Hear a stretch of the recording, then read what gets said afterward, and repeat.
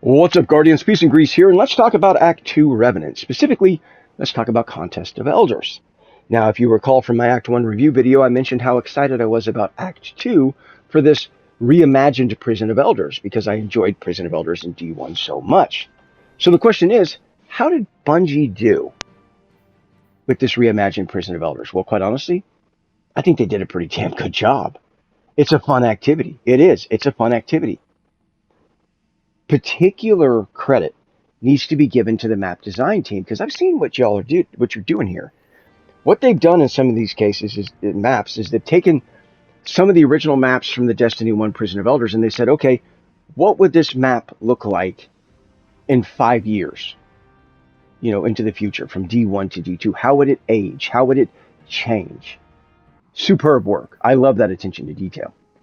However, it's not all sunshines and rainbows here. Unfortunately, Bungie only added 2 new weapons to this activity. An SMG, which to be fair is very good in PvE with tilting feedback, and the shotgun, which again to be fair is very good in PvP. But that's it. That's it. Now, they did revise the Chroma Rush auto rifle, and they did revise the Grid Skipper pulse rifle, and don't get me wrong, I love these weapons back in the Season of the Splicer. In fact, I still have some in my vault to this day. And again, to be fair, the Chroma Rush auto rifle with kinetic trimmers is great in PvE, and the Grid Skipper is great in PvP, but that's not going to be a huge draw for a lot of players like myself. So that leaves us with 2 weapons. And I can see why Bungie didn't want red borders here, because they knew, well, if players have the patterns, there'd be no need to grind this activity. But the end result's the same because you only added 2 weapons. So it's a massive missed opportunity where they could have taken some of the original weapons from D1 Prison of Elders, revised them, and dropped them in the loot pool. I would still be grinding Contest of Elders right now if that were the case. Just like I would still be grinding Onslaught Salvation if they'd added new, shiny Onslaught weapons to Onslaught Salvation. Massive missed opportunity in both cases. As it stands, the only thing I'm going to get from running Contest of Elders are Tomb Flakes.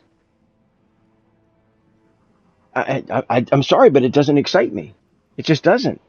Another issue is Bungie keeps comparing this to the Coil, but with the Coil, I could run it and I could get Ascendant Alloys and Ascendant Shards sometimes and Enhancement Prisms. Well, these things very rarely, if ever, drop from Contest of Elders.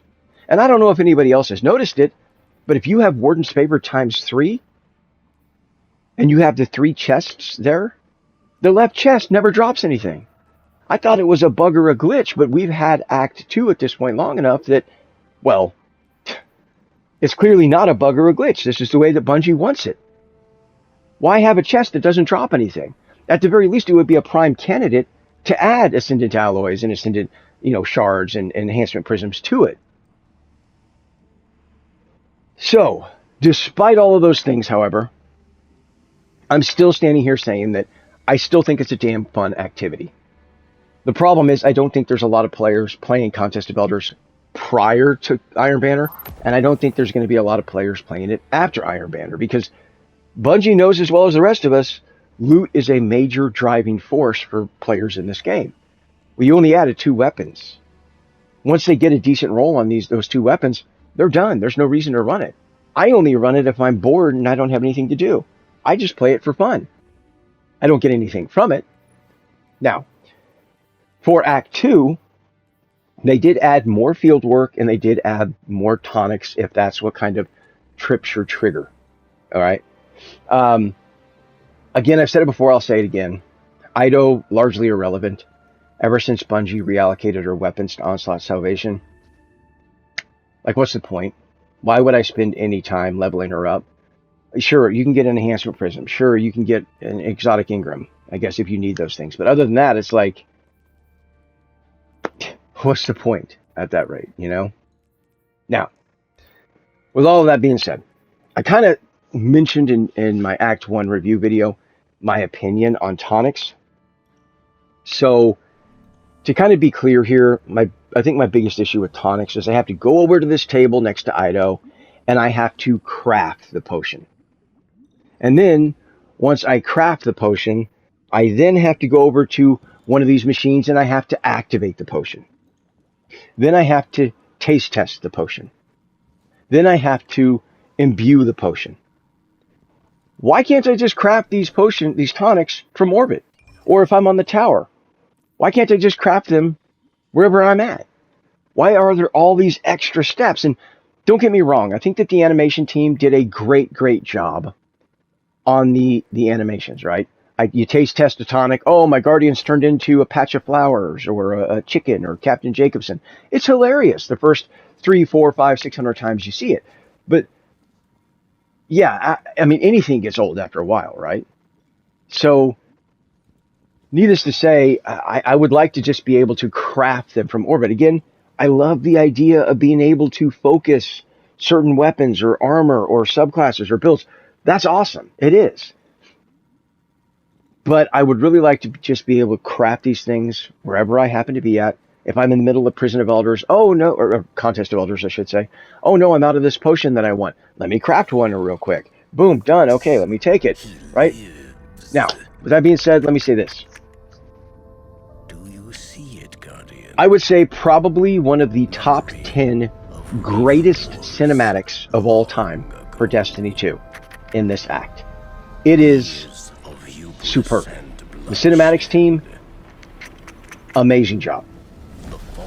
Some of my favorite cinematics in this game are from like Forsaken, right? Or Final Shape, or Witch Queen. Amazing cinematics.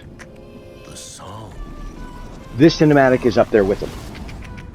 Amazing job. I'd like to see more of this. Speaking of which, the story from Act 2 still intrigues me. I'm still interested, in what is going on in this story. So I'm still intrigued by it. So that's all good. That's good news. So what else can we talk about? Oh, I want to give props to Bungie. As many of you know, I have been a big critic of the armor design in Destiny 2. Well, Bungie said, hey, here's a list of themes for armor. What the hell do you want to see? They actually put that out there for the Destiny 2 community. Not just me. They probably don't even know I exist. My point is, they put a list out there to allow us to kind of look at this list of ideas and themes and pick what we're wanting to see. Now, part of me says I want to see the Viking armor, but I kind of feel like we already get that with Iron Banner. So the one that intrigues me the most is the Cyber Samurai with kind of the cyberpunk vibe. That sounds the most interesting. Some of the themes I can't picture, but yeah, there we go. We'll leave it at that. Something else I do want to point out is we need more ranks for Act 2. We need 50 more ranks. We need 100 ranks for Act 1, 100 ranks for Act 2, and 100 ranks for Act 3. The Season Pass needs to go to 300 ranks. I have over 40 days before Act 3, and I'm done with this 50 extra ranks. I can't get any more XP for my any XP that I gain is wasted. I don't get any Season Pass ranks. I'm done with the Season Pass completely. Well, for Act 2, the 50 extra ranks. We need more ranks on here, okay? So, again, another 50, 100 for each act, and I think you'd be golden. But as it stands right now, yeah, the fact that I have over a month left before Act 3 drops and I'm completely done, that's a problem. So, there you have it. That's kind of an Act 2 in a nutshell, Contest of Elders in a nutshell kind of review. Let me know what you think down in the comment section below. Do you agree or disagree with me? Until next time, peace out.